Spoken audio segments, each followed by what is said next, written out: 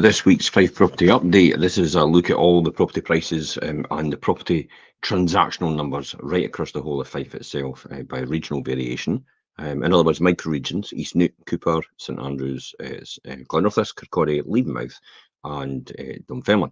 And it's a real good insight into the health of the Fife property market. It's also a good insight into property prices because I'm going to talk about some of the things about the UK, the Scottish House Price Index versus the Fife House Price Index, and also inflation, core inflation, services inflation, and where wage growth is just now, and interest rates. This is quite interesting overall. Interesting to me if you're that kind of detailed person. But you have to keep an eye on these numbers. If you don't keep an eye on these numbers and you're not, you don't understand the insights into the property market overall, you can't really extrapolate a forecast where the market's going, and you don't have a good handle on where it's going as well. Everything's looking quite good actually, but there is a wee caveat in there, and I'll talk about that in a minute. Let's look at some of the numbers right across the Fife property market itself. Okay, so here we are for the week 22nd of September to yesterday, the 28th of September. And you can see there right across, except for Cooper, Cooper's actually got 11 coming on, 7 actually sold. So there's more supply than there's demand, but that's okay. 1 week doesn't make a trend. Anshaw, Anshaw, East Neuk area, which is KY10, KY9, 5 versus 6, which is pretty good. St Andrews, 8 versus 9. That's the number of properties actually sold and number of properties actually listed on Rightmove in the week itself, one versus the other, to give you a good indication about where it is in terms of pricing, especially. Leavenmouth, 13 versus 11. Dunfermline, 51 versus 61. Glenorthis, 15 versus 17. Kirkcaldy, 15 versus 24. Pretty good overall. That's a pretty good picture. I mean, supply 135, 118 is instructed out of all the estate agents. Supply is outstripping demand. Now, excluding that, it's about 10 new build properties, but then that still brings up to 128 versus 135, and that's still extremely good in terms of the property market overall, in terms of Fife. Let me talk about transactional numbers. UK house prices, but I really drilled down to Scottish house prices. Scottish house prices year on year have gone up by 6%. It was actually interesting. We're putting a statistic out today. It's 5.41 times a salary in the UK to actually buy a house in Scotland. London's 11.7 times, double that, more than double that amount. So when you look at that perspective, you look at Scotland, Scotland's pretty affordable. £199,000 on average to buy a property in Scotland, according to the Scottish House Price Index. And Fife itself, it's about 177,000. Fife house prices a year on year are up 2.3%. But the great news is transactional numbers are up. Now, why do I say that's great news? Transactional numbers up. Well, because the lifeblood of the property market is really on the number of properties sold year on year, and you want that to be stable every single year. And the reason for you want it to be stable every single year is because it makes sure that the number of jobs and the services available in that industry stay stable at that point in time, because they're still servicing the same amount of transactions, and that's why you want it same year on year. If you've got a huge spike in the number of properties sold year on year, then you've got to train a lot more people. That means property prices might be compromised as a result, because the negotiators maybe aren't as good as they are because they're just quite new to the business itself.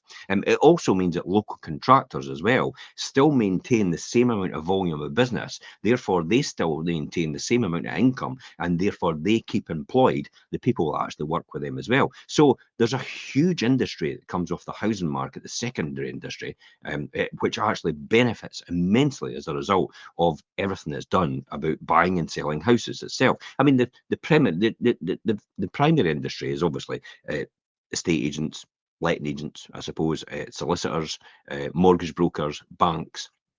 But the second industry is definitely the contractors that come in to do the work as a result. The carpet fitters, the joiners, the plumbers, the electricians, the roofers, you name it, the builders.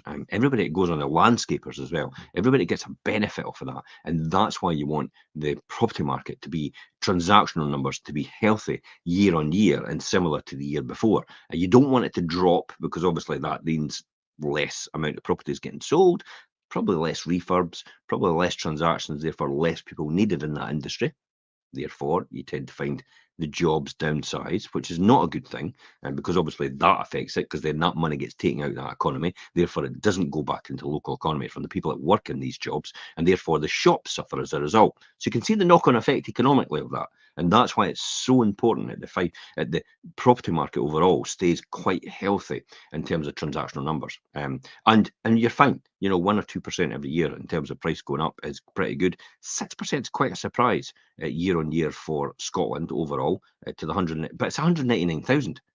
199,000 for some people on an average price is a first time buyer territory. I couldn't believe that myself. My first time buy was a £20,000 flat, a 2-bedroom flat. So, and that's all I could afford. Now, first time buyers are getting 199,000 quite easily, 200,000, which is actually quite surprising. But banks have become more creative in terms of the lending, in terms of the criteria, in terms of, when I had it, I think it was 2.5 times your salary. Now they're pushing to 4 times your salary, and it was 25-year mortgages, and now they're pushing to 35, possibly 40-year mortgages for people to lower the monthly cost of that. They'll pay more over the long term, but it lowers the monthly cost to the person actually buying. Therefore, kind of excites the prices in the property market because people can afford more every single month as a result of that, and therefore they'll pay a lot more for a property. And that's why the property market keeps going up, because of the creative finance the banks are actually doing and engineering out of their mortgages. That's why it tends to be going up. Supply and demand as well, obviously. Growing populations, investments into areas like Leaving, for example, the train station. Prices tend to have a lift as a result of that over the next 4 to 5 years, to 10 to 20 years as well, as other businesses start to incorporate and invest in the area as well as the train station itself. Okay, so there's a couple of things I want to talk about before I talk about what's coming to market, what's going to be core inflation. I'll be talking about that as well. We'll come back to that core inflation, about what's coming to market, what's we've got sold so far, and what's actually exchanged, so you get a rough idea about where prices are settling about. If you're expected to pay more than home report value, less, or probably home report value itself. Instantly enough, I had a conversation with someone the other day. We was with another agent actually. And it was quite a high price point. It was about 500,000 to 600,000 in terms of their price point. They were running another agent and they were saying, "How come my house isn't selling? Everybody else around about me is selling." And I said, "Do you want the honest, brutal honesty?" And they went, "Yeah, absolutely. Tell me." And I says, "It's because everybody else is selling because they're half the price of yours. They're 300,000 that they're selling their houses at. You're 600,000. You're a completely different market and a completely different buyer profile in terms of the affordability. That's why everybody else around about is selling." I don't think he really wanted to hear that from his agent, but he was happy to hear that from me. So I was quite surprised about that. But then that often happens in a relationship with an agency. When a estate agent you've got there now, you don't really want to hear the truth. You'd rather hear it from a third party person, if that makes sense. And hopefully that person will sort it out. I gave him a couple of tips in that in order to sort out what he should be doing, how he should be doing it. And hopefully that'll happen for that person. Okay, so core inflation just now. Let's talk about actual inflation as the government or the Bank of England measures it, or the government measures it. Inflation is at 2.2%. This means that base rates have been kept. You'll probably know that anyway. Interest rates, base rates have been kept at 5%. And why is that? Because there seems to be a wee bit of pressure there.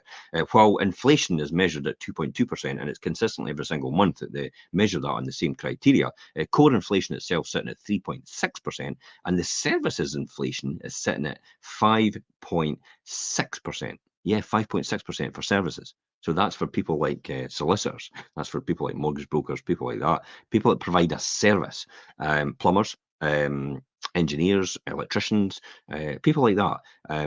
So that's what's driving things forward in terms of price inflation itself, and there will be a lot of pressure on there. Although the Bank of England's actually indicated that over the coming months, towards the end of the year and the beginning of next year, there's a strong possibility that interest rates base rates will begin to drop.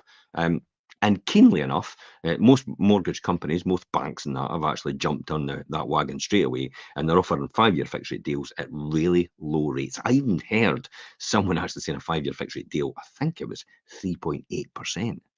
Like, wow.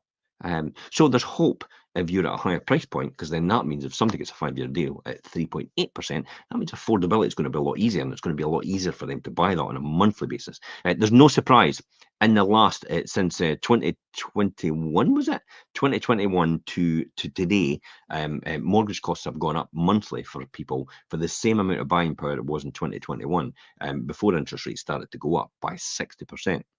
That's some of the issues. And plus the fact property prices have gone up as well, and that's part of the issue as well. So there's a combination of the kind of the perfect storm that's actually caused that, where a lot of higher value properties, the 4, 5, and 600,000 are kind of out of the reach of the people that would have had that before, in 2021.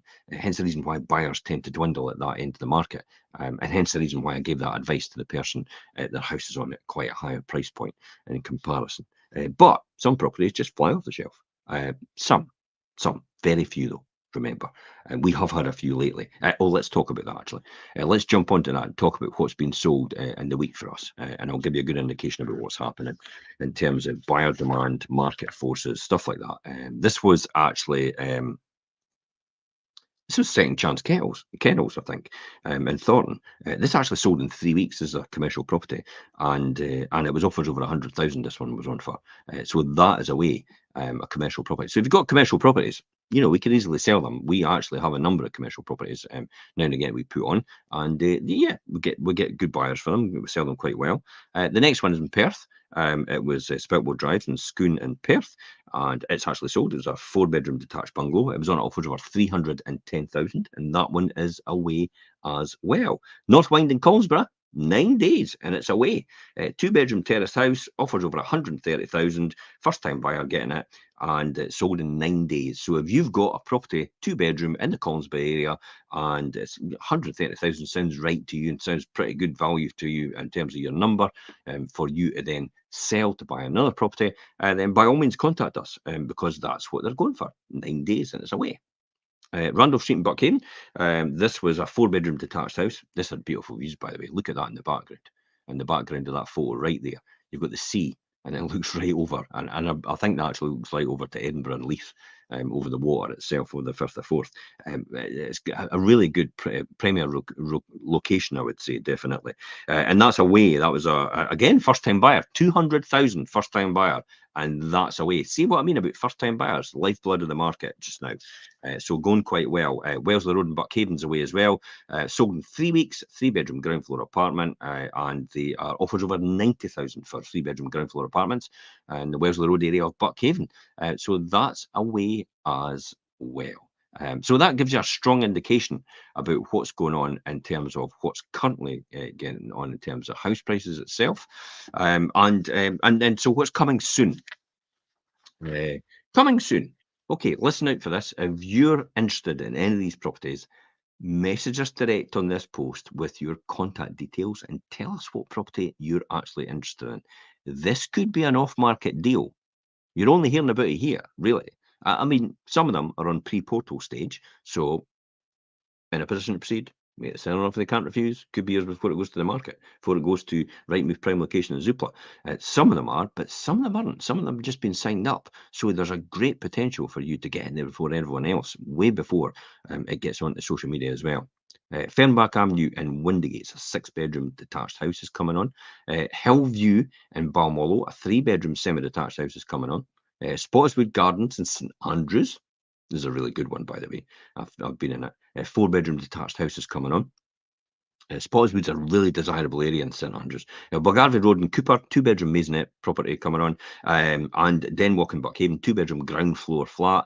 Now, ground floor flats are really good for people downsizing, and they're wanting an affordable price, and they're wanting a smaller property. These ground floor flats in Denwalk and Buckhaven tend to be 2 double bedrooms, quite a good sized kitchen, good sized living room as well, and a bathroom off to the side, which could be converted if you're elderly and you need everything on one level living. And that's what they're ideal for sometimes, because it'll release a lot of capital. If you've got a bigger house, you could release all that capital, go down into that, which is completely manageable for you. You could spend a bit of money on it, get exactly how you want it, and you've got money to spend money to do some stuff. What's the point of locking it all into a massive house and then leaving it there for somebody else to use? So no, that's an opportunity for you to do possibly if you're looking to downsize. Denwalk and Buckhaven, 2-bedroom ground floor flat. And Suckup Links and Holiday Park in Crail. That's a 2-bedroom executive lodge that will be coming on as well. If you are a landlord, let me talk to you, landlord investors. Richard and I actually did this yesterday, a landlord dream team. What do you need by your side for an easy life as a landlord and investor? I'll tell you, I've been a landlord, I'm now an investor. And the difference between the two of them is a landlord is hands-on, self-managed. They tend to be on the phones all the time, on call all the time, having to organise everything themselves. An investor tends to have a managing agent doing it like I have now, but I've done both, and I would rather be an investor. I've got a lot of top tips for people in this show we did yesterday for Richard and I. So if you're thinking about building wealth, or you're thinking about creating wealth for the future, maybe for your children, or maybe for yourselves, for your pension, or anything like that, then by all means check out that blog on here. Just click on the link and you'll see it, the Landlord Dream Team, and what you need to know, things about the property management companies you should be choosing, what you should be asking them, because it's like, people don't realize what they should ask the property management company and what they should be saying to them in order to gauge a reaction for them, and what track record have they got. Most people start up as a letting agent like a couple of years ago. How much experience have they got? Just saying. It's quite worrying. Track record and experience it counts for a lot, definitely. And what to do with borrowing and long-term finance as well. Tax efficiency, inheritance tax planning. I talk about that quite a bit, about discretionary trusts, and also about using them to pass on generational wealth, and your potential exempt transfers that you've got available for a 7-year period. If you're a joint spouse, if you've got a partner, you could actually have potential exempt transfers up to 650,000, and what that all means. Also safety and maintenance, repairs, and what to do in these situations, and support and connection and inspiration about what you should be doing, how you should be doing it. I also invite some people just to leave the market and stop being a landlord. So it's not all roses and celebrations for being a private landlord. I'm quite candid about certain types of people should not be private landlords for particular reasons, and I actually talk about that in that podcast. Okay, so let's talk about what we've got completed. So we actually got one completed last week, Kimback and Cooper. It was a 4-bedroom detached house, and it sold in just 2 months, and it actually sold over home report value for 343,000, and that was actually really well in comparison to what the surveyor. When I spoke to the surveyor originally about this one, they were going, "Oh, I'm not really sure where it is," and all the rest of it. And the other properties that are in the area that tend to be a lot lower value in terms of where that is. And I'm like, come on. It's like, this is a massive extension. It's had a huge amount of improvement. It's got massive kingspan, for insulation in between, and the roof and the ceiling, and the heating system's all upgraded, and the floors are all at a high standard. Everything else is a high standard, and it's a significant addition of value to this property. And the surveyor saw my side, definitely, and it sold for 343,000, way beyond what everybody thought in the beginning. And that's the good thing. That's what I think is most important about having the right estate agent on your side. Somebody will actually tell you the truth, but you need to listen to them. That's the whole point. Don't ask for their opinion if you're not prepared to take it. That's probably my answer to that. Or if you've already made up your mind about what you think they're going to say, there's no point in asking them then, because you'll not listen to them. You'll probably have a closed mind. So my perception, or my advice to this, I would say, is if you're going to ask your estate agent or your letting agent or whoever that may be, your mortgage broker, your financial advisor, about what their opinion is on something, keep an open mind. An open mind's like a parachute. It only works if it's open. Okay, so that's a landlord dream team. And let's just finish off Wealth Creation Show. There was a wee show in the morning during the week. I think it was Sophie and Richard did this, the resurgence of the Fife Terraced house, and has it ever been out of fashion? That was quite a good one as well. So you can click on that and watch that if you want. But tomorrow, core beliefs, Wealth Creation Show. Richard and I will be talking about this. Richard's been waiting for a while for me to come back on and talk about this one, the core beliefs. So I've finally agreed to talk about this. Core beliefs. It really can be helpful, but it can be unhelpful. And sometimes it actually can be neutral as well. Unhelpful or unrealistic core beliefs may negatively affect a person's mental health and overall life satisfaction. However, because core beliefs form such a large part of person's worldview, a person may find it difficult to identify them. And it also takes time and effort to change core beliefs as well. Tony Robbins talks about it a lot. If you're not in alignment with your core beliefs, you will live a life of turmoil. You will never be able to settle.